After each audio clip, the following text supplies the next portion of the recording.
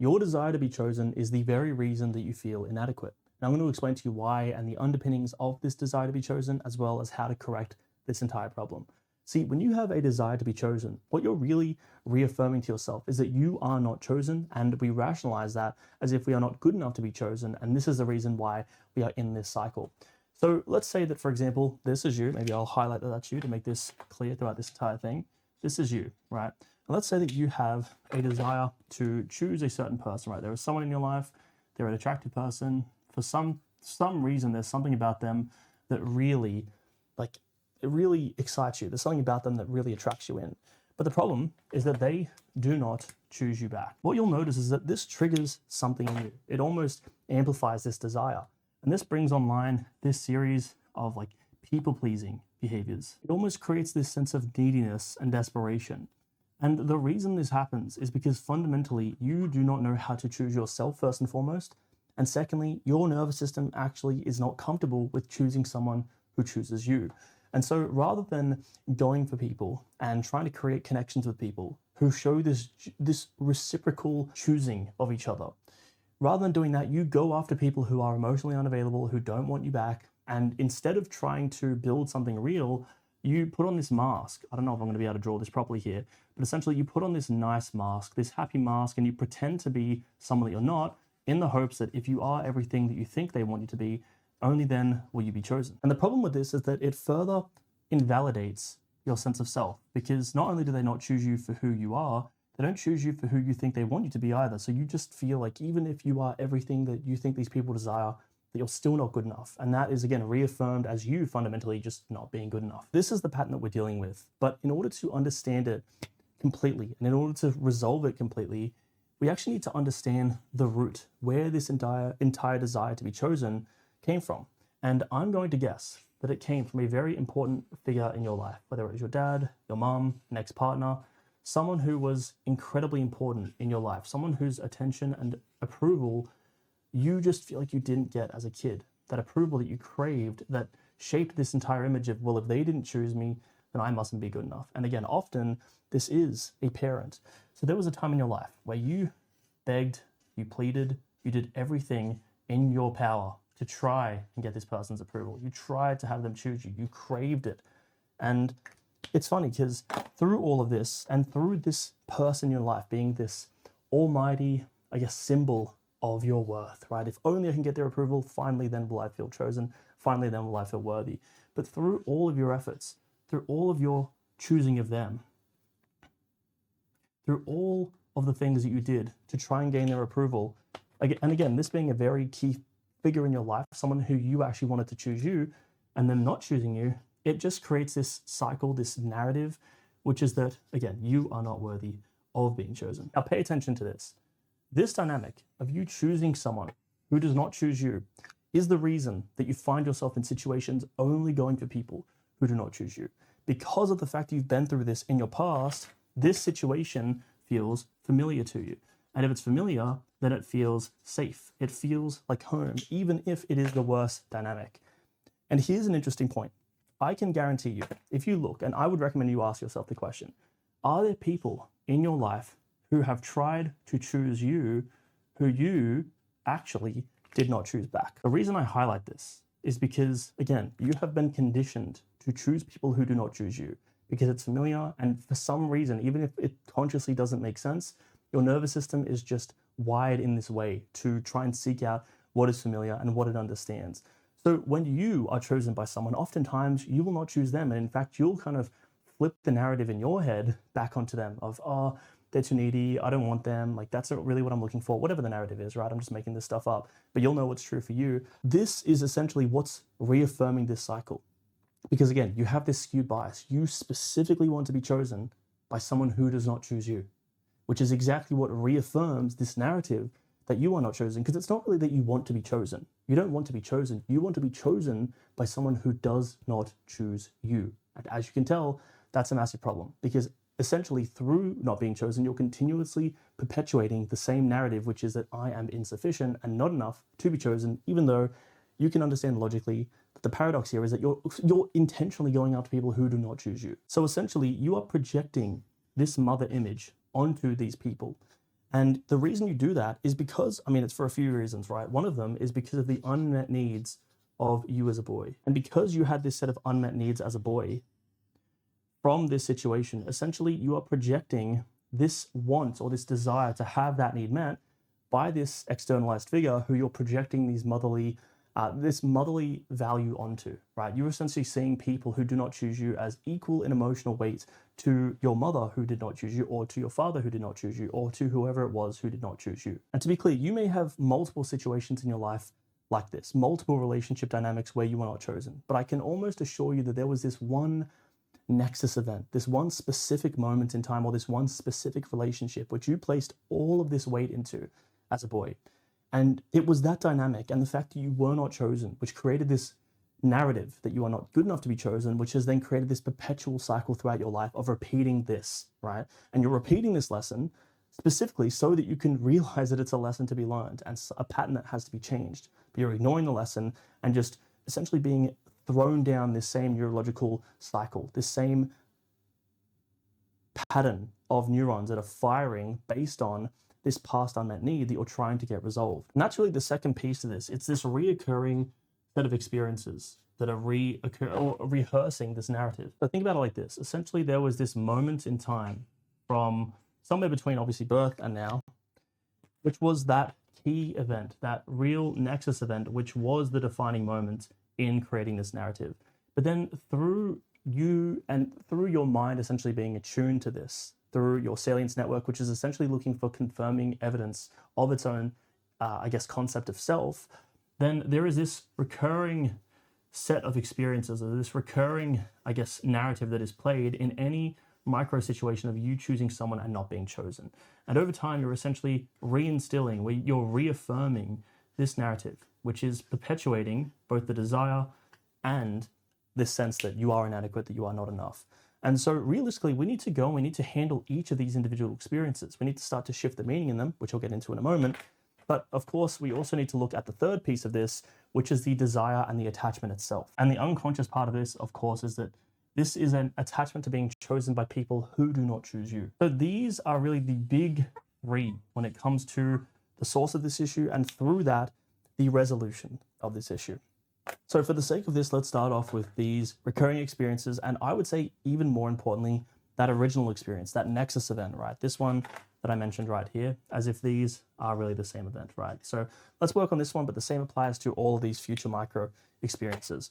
Now, what we need to do here is fundamentally re-architect the narrative and the meaning underlying this experience. And how we do that is by making the unconscious conscious so that we can see the full picture. Now, we've already done some of that work in this video just by realizing that your real attachment is to be chosen by people who don't choose you. Most people don't realize that. They think they have this desire to be chosen. They just never seem to be chosen, and that must be something on them. But the problem here is that they aren't actually seeing all these experiences of being chosen. They are just reaffirming those who do not choose them and reaffirming their attachment to those people. And so what I would actually start by looking at is list down all the different experiences of being chosen. And I would ask yourself the question, when was I chosen? Who has chosen me? And more specifically as well, who are the people that have chosen me who I did not choose back? What I want you to do is really create a long list. Think of all the individual experiences of you being chosen. Because what I want you to start to do is bring to consciousness the fact that it's not that you're not being chosen at all. It's just that you have this skewed perception about who you want to be chosen, and you're being biased and selective in that. So firstly, start by looking at all these experiences where you were in fact chosen. And downstream from that, I'd also ask yourself the question, who have I not chosen? And the reason I'd recommend you ask that is because, again, you're bringing top of mind this cycle that you have of not choosing back the people who choose you. And you can really start to probe into why exactly that is. Now, the second thing I would ask you to ask yourself is, what is this teaching me? So what is it currently teaching you in the present? And also, what has it taught you in the past as well? So we're looking at past, present, and even future. And a lot of the time, this cycle, at least this is my belief, is trying to make you conscious of the things that you are unaware of. Because what you're really unaware of here is firstly that you are trying to get your childhood unmet needs met through this projected image. And secondly, you are attached to that as if it's going to somehow mean something about you, as if you finally being chosen by someone who doesn't choose you is going to finally say, hey, look, all of this meant nothing. This actually didn't mean anything about me not being adequate or me not being good enough. In fact, now that I've been chosen, it actually kind of nulls out all of that past set of perceptions and experiences. But again, this is just one great big delusion because you are already chosen, right? And you have a choice to start to meet these needs yourself, to choose yourself, to prioritize and take care of yourself, and to fulfill on the needs that were unmet in childhood. Because I'm going to guess that this original experience has created a tendency for you to sacrifice yourself for the sake of other people, and to not pour fully into your own cup, to not take care of yourself at the highest level. And maybe you do while you're single, but as soon as you attach to someone, you start to drop everything by the wayside and you start trying to please them. And this may even be your boss, it could be anyone, right? Now, the third question I'd want you to ask is, how am I actually better off as a result of this happening? And this is by far the most difficult one to answer, because we don't want to look at the sides of this narrative that has defined us and shaped us in so many ways that we've used as this, almost like this negative cloud that floats over us, that rationalizes and justifies all of the pain that we've been through and all the hurt that we've carried, and essentially explains all these dynamics that we find ourselves in. So we don't really want to look for the things that have actually served us in this experience. And look, this is my perception, this is my belief, but I truly believe that if we look for the things about our most painful experiences, if we look for the things that have served us in that have benefited us in that, we will always find answers. We will make what is unconscious conscious, and we will start to neutralize that overall attitude that we had, such that we don't see this experience as inherently bad, because yes, there was a lot of pain in it and there is bad in it, but rather there's also a second side, there is a positive side, and through that we can start to level out that perception, such that this moment, as much pain as it brought us, actually brought us a series of lessons.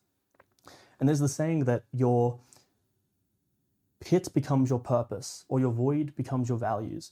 So all of the pain that we go through in life, all of the suffering, all of the loss, all of the unmet needs, all of these gaps that were in our experience that we believe defined us in some way, can also define us in the best possible light. For example, I would not be doing what I do today. I would not be doing my best to try and consolidate and simplify this stuff and help other people in the process if I hadn't been through any of the stuff that I've been through, right? So what I've done is I've really used all of the pain of my past and used it as a catalyst for growth. Obviously, not denying the fact that I went through a lot of pain in the process, especially early days, but I've used that and catalyzed that as an opportunity to become better and to pass on lessons and to do what I can to make the most of this set of experiences, such that I'm not defined by the pain, but rather the pain has defined my I guess purpose, or like it's opened doors for me that wouldn't have otherwise opened, and I wouldn't be the person I am today without those experiences, good, bad, and ugly. So what we're trying to do here is we're trying to take this initial belief or set of perceptions about this experience, which is, and you've probably seen me talk about this before, inherently negative, right? Where all the weight and all that we're conscious of is all of the pain, all the suffering, all of the loss, all the negative, everything, right? But if we can just take the time to become conscious of that other side and start to level out this perception, what you'll find is that it starts to lose its emotional weight. Now, I'm out of space here to balance that out, but you get the point here. So that is the real recurring part of this process, which is that you have to go through and in a methodical way, go through each of these experiences and apply that same process in a recurring manner, just like you would go to the gym to build muscle. This is like the mental workout of reframing and rewiring your understanding of your past experiences. Now, the second thing, which I touched on before, is that you have to start to learn how to meet these needs yourself, rather than outsourcing them to other people and hoping that they choose you. Because again, your belief is that by someone who does not choose you, by them choosing you, that you are affirmed to be worthy of being chosen. What if we could just say, scrap all of that and we can just start to choose ourselves, right? What if we could just say, you know what? I'm not going to wait for anyone to choose me to feel whole. I'm going to start to choose myself, start investing into myself, and start really valuing myself, understanding that people will only value me to the degree that I value myself. And these people who are currently not choosing you, I'm not going to say they would choose you, but there is a much higher chance that they would want to choose someone who already chooses themselves first, because the way that you approach those dynamics is totally different. You don't come at it from a place of almost desperation, like, please choose me. Look, I'm doing everything you want. I'm being everything you want me to be. Please choose me. Please show me that I'm worth it.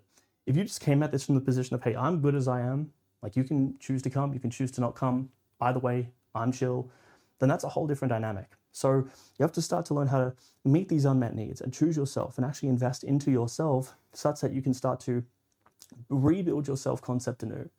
such that you don't feel defined by what happened, but rather you define yourself and choose to define yourself by a new future self narrative, which is much more productive, much more empowering, much more useful in your life. And this kind of ties me directly into the third piece, which is detaching from the need to be chosen, in particular, detaching from the need to be chosen by people who do not choose you. We have to let go of this desire. We have to, and again, I would actually recommend that you start to do essentially the equal and opposite of this side of the process, which is what are the downsides of being chosen by people who do not choose me, right? Really sit with that and think about that. What are all the downsides of you actually finally being chosen by someone who did not initially choose you? Well, the likelihood is that they may have chosen you for the wrong reasons. They might have ulterior motives as to why they chose you. And they may not consciously, they may not fully have the capacity to choose you at all times. And they may become someone who is very avoidant or very push-pull, right? Where one day they choose you, the next they're pulling back, and you don't really have any sense of security as to whether or not they're going to be there for you over the long term. So we're essentially taking the opposite of this dynamic, right? Whereas right now you have this idea in your head that if you were just chosen by this person who does not choose you, then that would be everything to you. It would validate your self-image. It would make sense of all the pain you've been through, because finally you can prove or disprove it through being chosen. But again, you are unconscious of the other side of that. So we need to clear this out. We need to balance this out and start to look at what are the downsides of this dream that I have, this desire that I have actually coming true. Because oftentimes, again, until we make the unconscious conscious, we are stuck in the direction of things that probably aren't actually going to serve us at the highest level. So we have to clear that attachment fully such that we do not feel the need to be chosen. And through that, we lose the magnetic pull of people who don't choose us. And even the choices that we make of who we choose, it becomes much more conscious. It's much more of a choice based on values, similarity, and whatever it is that you value in a relationship, or with whether it's romantic or with a boss or something like that. And it becomes much more of a choice rather than this compulsion. Through approaching and attacking all these different angles and doing so consistently, like this isn't just a sit down, do it once and forget about it type of situation. We have to consciously choose to do this over time across all these dynamics where this happens, and in particular, all those past events. And we have to consciously make an effort to continue to choose ourselves. When we are triggered, when these moments come up where someone else is sucking us into their world, because there is something, again, magnetic about them that resonates with our past experience, we have to become conscious of that choice, or I should say conscious of that desire and of that attachment, and start to drop it in that moment and start to really question in that moment, okay, what am I not seeing here? What is the other side to this? Because once you do that, once you start to see the other side consciously, you start to regain conscious choice back over the entire dynamic. So this is the entire, I guess, situation, the entire complex of needing to be chosen. It's quite complex, pardon the pun. But of course, it is possible to overcome. And a lot of it comes back to your own degree of self-worth. It comes back to how worthy do I feel of choosing myself first and foremost, such that I can allow other people to consciously choose me in a way that is healthy, reciprocal, and actually constructive for the relationship that I want in my life. So if that was helpful, don't forget to subscribe. I'll leave links down below, and I will see you in the next one.